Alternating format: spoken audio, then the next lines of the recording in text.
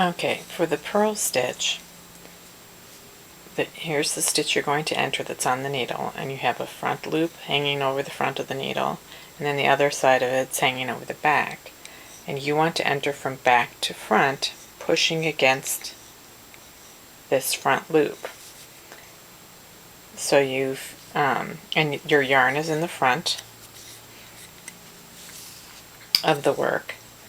So you've entered the needle through the stitch, and the yarn comes around the needle counterclockwise. So you're using the same motion that you use when you knit, where your hand is coming around in a circle that goes around counterclockwise. So you've come around, and now what you're going to do is bring the yarn that you've wrapped around the needle, you're going to bring it back through the loop in the same direction that you came through. So when you're coming through the stitch to get the yarn, and then you go right back out. You come in, you wrap the yarn, and you take it back. You're not wrapping the yarn and trying to bring it around or do anything like that. So you enter from back to front, you wrap around the needle, and then you go right back through that hole in the same direction. What you're doing is you're reaching through this hole to grab the yarn and pull it through to the back.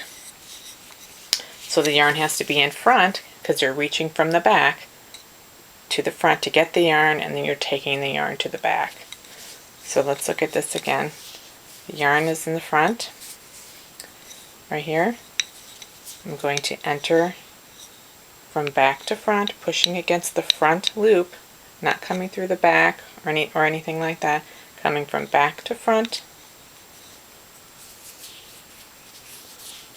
This is giant needle, and then we wrap around counterclockwise, so the yarn is hooked onto that big needle, and then we're just coming back through the way we came, and then the old stitch comes off.